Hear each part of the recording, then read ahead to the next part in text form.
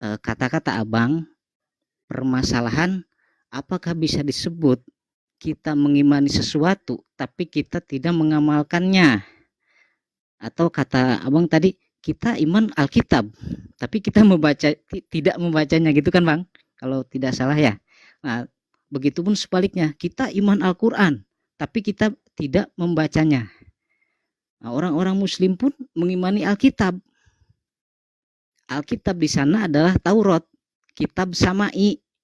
Karena kitab Samai itu kan ada 4, ya Bang ya. Injil, Zabur, Taurat, Al-Quran. Nah, kita mengimani, kita semua mengimani. Tapi iman di sini, nah ini termasuk ke dalam bab ma'rifat Bang.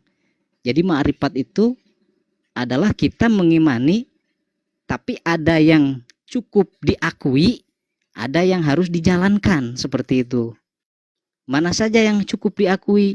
Ajaran-ajaran nabi-nabi sebelum Nabi Muhammad itu kita cukup mengakui, tidak perlu dijalankan. Karena apa? Karena ajaran Nabi Muhammad adalah ajaran penyempurna nabi-nabi sebelumnya, seperti itu. Jadi sesuatu yang termaktub di dalam Al-Quran dan Al-Hadis, sesuatu yang disampaikan oleh Nabi Muhammad Rasulullah SAW itu sebagai penyempurna agama-agama lain atau kitab-kitab Samai yang lain. Makanya itu teman-teman Kristiani mungkin boleh berkata Al-Quran sebagai apa? Al-Quran cuman mencontoh atau mengutip daripada Alkitab. Ya, itu diantaranya. Tapi mengutip di sana bukan berarti apa ya, copy paste seperti itu, cuman disempurnakan seperti itu. Disempurnakan. Ini maaf, ini versi menurut Muslim ya Bang ya. Siap. Menurut Muslim. Sebetulnya mungkin Abang juga sedikit lebihnya ada pernah mengenal atau pernah mendengar seperti itu. Jadi intinya ajaran Nabi Muhammad SAW itu datang untuk menyempurnakan ajaran-ajaran sebelumnya. Kami sebagai Muslim tidak menafikan akan adanya Alkitab, Taurat, Injil, Zabur, tidak menafikan. Bahkan kami mengimani. Boleh dibilang sesat kalau kita tidak mengimani gitu. Jadi iman kepada kitab Allah itu termasuk rukun iman yang harus kita imani. Itu adalah 4 kitab Samai tersebut. Al-Quran, Injil, Zabur, Taurat, itu harus kita imani. Tapi dalam prakteknya itu kita hanya kita hanya menjalankan apa-apa yang disampaikan oleh Nabi Muhammad. Karena secara tidak langsung ketika kita intinya menjalankan amalan-amalan di dalam Al-Quran atau Al-Hadis, secara tidak langsung kita telah menjalankan amalan-amalan atau ajaran-ajaran nabi-nabi sebelumnya. Karena tadi di dalam bahasanya ajaran Kangjeng Nabi Muhammad SAW adalah ajaran penyempurna, seperti itu Bang. Jadi tidak bisa dibilang kita menjalankan satu ajaran Muhammad itu menafikan ajaran-ajaran Rasul yang lain, tidak. Kami pun mengakui adanya Nabi Musa, kami pun mengakui adanya Nabi Isa atau istilah lain Yesus gitu kan. Cuman untuk ajarannya kita telah disempurnakan oleh yang namanya Al-Quran. Maka dari itu ketika kita menjalankan atau berpedoman kepada Al-Quran secara tidak langsung, itu sudah mewakili ajaran-ajaran yang lainnya, seperti itu. Jadi apakah bisa dibilang kita iman terhadap Injil, kita iman terhadap Taurat, tapi kita tidak menjalankannya? Bahkan sebetulnya kita menjalankan Al-Quran berarti menjalankan Injil, Zabur, Taurat juga. Tidak bisa dibilang kita menafikan seperti itu. Oke. Udah? Mungkin untuk sementara sudah ya? Ya, sementara sudah Bang. Oke. Saya 2 poin aja yang saya catat. Abang panjang lebar bicara. Panjang lebar Abang uraikan. Saya 2 poin aja yang ingin saya tanyakan kepada Abang. Yang pertama daripada apa yang Abang sampaikan, ketika Nabi Muhammad datang, yang abang bilang menyempurnakan agama sebelumnya atau menyempurnakan kitab sebelumnya, dan Iya. itu sudah disempurnakan oleh Al-Quran, ya kan? Oke, Nah, oke. abang percaya kitab sebelumnya itu firman Allah, firman Tuhan? Injil, Zabur, Taurat itu firman Allah. Nah, apakah tidak sempurna firman itu? Bukan tidak sempurna, karena kita Nah, itu sebentar dulu ya. Apakah itu tidak sempurna sehingga harus disempurnakan? Yang kedua, apanya yang disempurnakan? Yang disempurnakan apanya? Nah, bagaimana dengan surat Al-Maidah ayat 68? Di mana Al-Quran mengatakan di dalam surah Al-Maidah ayat 68, "Qul ya ahlal kitab lastum ala syai'in hatta tuqimut Taurat wal Injil." Katakanlah hai ahli kitab, kamu tidak dipandang beragama sedikit pun hingga menegakkan ajaran-ajaran Taurat dan Injil. Nah, lalu abang berkata beriman hanya untuk mengakui. Bagi kami, beriman hanya mengakui tanpa pernah membaca apa yang diimani, tanpa pernah mengetahui apa yang diimani, itulah iman yang buta. Itu bukan iman namanya. Maka Alkitab itu, iman kekristenan, beriman terhadap apa semua yang tertulis dalam Alkitab. Maka Alkitab di ayat yang lain mengatakan, iman tanpa perbuatan mati. Sia-sia. Iman tanpa perbuatan mati. Sia-sia. Jadi, apa yang disempurnakan? Ya. Beriman hanya mengakui, itu iman yang mati. Iman yang sia-sia. Hanya kita mengakui, aku tahu, yang penting tahu aja deh. Allah pernah menurunkan Taurat, Zabur. Allah pernah menurunkan Injil. Ya. Tetapi bagaimana bunyinya, bagaimana ayatnya, tidak pernah tahu. Itu iman yang bagaimana begitu. Nah, bagaimana dengan surat yang sudah saya bacakan tadi dalam surah Al-Maidah ayat 68? Kamu tidak dipandang beragama sedikit pun hingga kamu menegakkan ajaran-ajaran Taurat dan Injil. Menegakkan. Dan ternyata saya tidak pernah menemukan ada satupun ayat di dalam Al-Quran kalau Allah Subhanahu wa Ta'ala menyalahkan kitab sebelumnya. Kalau Allah Subhanahu wa Ta'ala tidak mengatakan kalau kitab sebelumnya itu tidak sempurna. Bahkan Allah Subhanahu wa Ta'ala berkata kepada Nabi Muhammad, wahai Muhammad, kalau engkau ragu-ragu terhadap apa yang aku turunkan kepadamu, fas'alil ladzina yaqra'unal kitab min qablik. Wahai Muhammad, kalau engkau ragu-ragu terhadap apa yang aku turunkan kepadamu, bertanyalah kepada orang yang membaca kitab sebelummu. Nah, kalau kita melihat ayat ini, pernahkah Nabi Muhammad bertanya kepada orang yang membaca kitab sebelumnya? Sangat sering. Bahkan Nabi Muhammad, bahkan apapun yang dialami oleh Nabi Muhammad, ya, sebelum Waraqah meninggal, itu selalu ditanyakan kepada Naufal bin Waraqah. Apapun itu. Sampai hal penerimaan wahyu. Nabi Muhammad bercerita kepada Khadijah, lalu Khadijah membawa cerita Nabi Muhammad kepada Naufal bin Waraqah. Dan sama-sama kita ketahui siapa itu Naufal bin Waraqah. Ya, boleh saya jawab, Bang? Ya, boleh, silakan. Udah, itu saja. Ya, kalau menurut pemandangan apa namanya? Ketika abang berbicara menurut pemandangan, abang kalau bisa ada ayatnya gitu ya. Sehingga tidak berbicara menurut ini. Nah, sumbernya jelas. Ketika kita berbicara tentang iman, ada ayat yang abang kutip tertulis di surat mana, di ayat yang keberapa. Kalau dalam Islam itu kan tidak kita terpaku kalau begitu hanya semuanya penafsiran. Makanya sangat banyak penafsiran A terbentur dengan penafsiran B.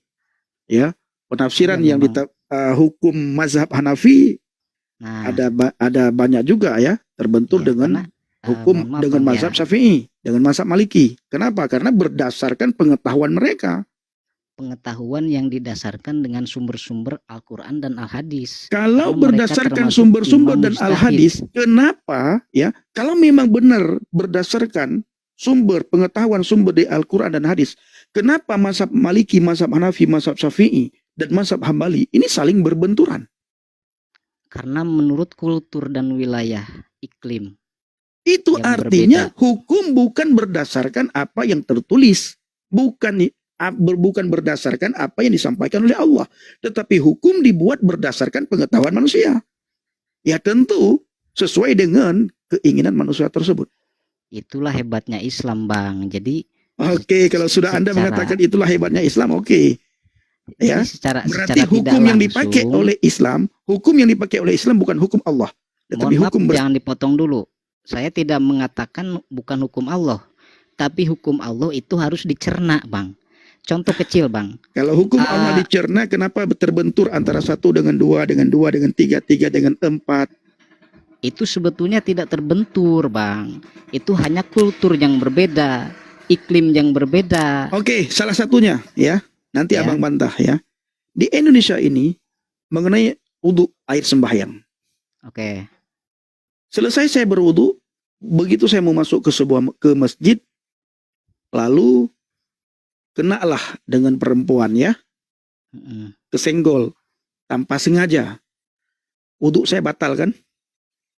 Kalau menurut Imam Syafi'i ya, kalau tanpa ada penghalang. Ya batal ya, kalau tanpa penghalang ya. Lalu saya harus ambil wudhu kembali kan? Ya. Nah, kalau menurut Imam Hanafi bagaimana? Kalau menurut Imam Hanafi kan tidak. Tapi kita itu... Enggak, jangan tapi lagi. Kalau sudah tapi lagi nanti sudah kemana-mana. Menurut Imam Hanafi, boleh apa tidak? Sah apa tidak? Sah. Sah, ya. Hukum yang dipakai hukum mana? Hukum yang dari Allah atau hukum buah pemikiran manusia? Itu hukum dari Allah, tapi kalau hukum dari Allah, kenapa Imam Hanafi sah, Imam Syafi'i tidak sah? Ya itu kan sesuai dengan kulturnya, Bang. Saya bilang tadi. Sesuai dengan kondisi. Sesuai dengan kondisi ya, sesuai dengan keadaan ya. Ya, sesuai dengan keadaan, karena ada makanya saya bilang itu hukum. Kalau bukan hukum, makanya kalau hukum bukan berdasarkan, kalau bukan hukum yang Tuhan buat, itu sesuai dengan keadaan. Kalau hukum Tuhan, kemana? Gini. Kalau hukum Tuhan, abang bisa bedakan hukum Tuhan dengan hukum yang dibuat oleh manusia.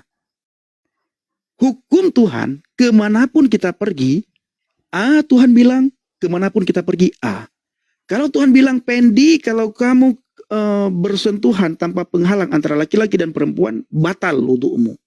Kemanapun saya pergi, dimanapun saya berada, wudhu saya batal. Kalau hukum Tuhan. Tapi karena hukum manusia berdasarkan keinginan manusia itu sendiri, sebagaimana yang abang sampaikan barusan, ya tergantung keadaan. Kalau keadaannya terdesak, kalau keadaannya terdesak, ya tidak masalah. Dalam Islam itu mengenal ruhshoh, itu pun kita harus pelajari terserah lagi. Abang, mau abang bilang ruhshoh, ini, itu semua buah pemikiran manusia, Bang. Buah pemikiran manusia yang memang diharuskan untuk berpikir, karena Al-Quran itu betul. Makanya dari berpikir itu ya, karena bukan pikiran Allah, pikiran daripada pengetahuannya, ya sesuai dengan keinginan manusia itu sendiri.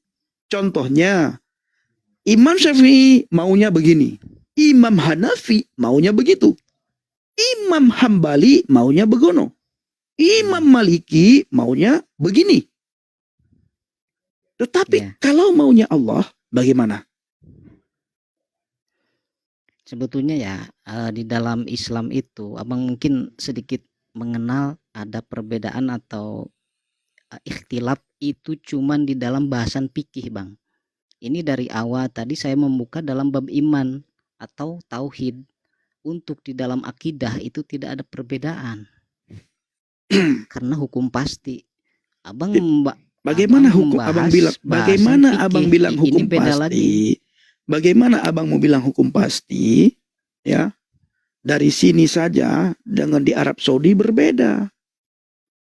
Artinya, ya susah saya kalau ngomong begini ya. Ya, berbeda di mana masalah tauhid? Nggak ada perbedaan, Bang. Kalau di dalam Muslim, rukun iman pun 6. Tidak ada perbedaan, banyak perbedaan mengenai tauhid. Itu yang abang tadi bahas itu bukan masalah tauhid, itu masalah fikih. Fikih. Iya, fikih. Saya paham, Bang, mengenai ini. Makanya saya bilang hukum yang dipakai itu bukan hukum Tuhan. Kalau hukum Tuhan Bang ya, hukum Tuhan ini ya, kemanapun abang pergi, kalau tidak sah ya tidak sah. Kalau sah ya sah. Tapi kalau hukum berdasarkan pemahaman manusia, keinginan manusia, ya sesuai dengan kondisi dan situasi. Nah, di sini Bang ya, Abang membahas masalah hukum ya. Hukum itu yang perlu diketahui. Pertama, hukum itu ada berapa macam. Ada hukum syara, ada hukum akal, Mau ada hukum adat. syara, hukum akal itu semua dibuat oleh manusia, Bangku. Hukum syara tidak dibuat oleh manusia. Terus siapa yang buat? Hukum syara itu emang hukum Allah. Di mana ayat? Coba. Kitabullah. Bagaimana hukum syara itu? Coba. Hukum syara contohnya seperti halnya sholat. Memang di dalam Al-Quran tidak dikatakan as-sholatu wajibun. Kalau secara Arabi tidak ada. Cuman Terus? bahasannya di dalam Al-Quran itu aqimus sholah. Ya, Jadi, terus? perintah Allah. Nah, di sana ada jembatan, yaitu usul fikih. Ketika Jadi- usul fikih itu masuk, disitulah terjadi buah pemikiran manusia. Benar nggak? Buah pengetahuan manusia. Ya, itu buah pemikiran manusia yang mencerna perintah Allah. Aqimus shalah, itu perintah Allah. Ya, Dirikan olehmu akan sholat. ya. Ya. Nah, lalu dibuatlah dengan pengetahuan manusia, pemahaman manusia segala macam. Oh, sholat harus begini, begini, begini, begini, begini. Ya. Subuh 2 rakaat, zuhur 4 rakaat, asar 4 rakaat, maghrib 3 rakaat. Nah, ini perintah Allah atau bukan ini? Perintah Allah. Ada ayatnya. Allah mengatakan sholat zuhur 4 rakaat. Itu kan kalau sumber hukum itu kan bukan cuma Al-Quran. Ini Bang ya, di dalam Islam itu sumber hukum Tuhan tolong. yang bersifat fikih itu Semua, bukan ketika cuma abang bilang Al-Quran. semua perintah Allah, ketika saya tanyakan tidak ada satupun abang bisa buktikan kalau itu perintah Allah. Kecuali aqimus shalah, dirikan olehmu akan sholat. Hanya itu perintah Allah. Tetapi Iya, bagaimana sholat, kita tidak mau masuk ke sana, tapi ini berdasarkan narasi abang. Ketika sholat subuh 2 rakaat, itu perintah Allah kah 2 rakaat? di perintah Allah 4 Di mana? rakaat. Diterangkan di dalam hadis-hadis, di dalam Tidak qaul-qaul diterangkan di dalam ulama. hadis-hadis. Berarti yang menerangkan itu Allah apa bukan? Kalau secara lisannya emang hukum Saja yang bukan. Kenapa abang tidak mau jujur? Abang jujur aja. Kita abang tidak mau perdebatkan hal ini. Saya takut juga berbicara hal ini nanti dibenturkan dengan hukum penistaan agama. Nah, ini Ya, seperti jadi ini nih ya. kalau Ini seperti ini nih, abang lihat aja nih. Ketika saya bicara begini, ini banyak teman-teman muslim berkata apa? Saya dibilang babi, paleh, kape.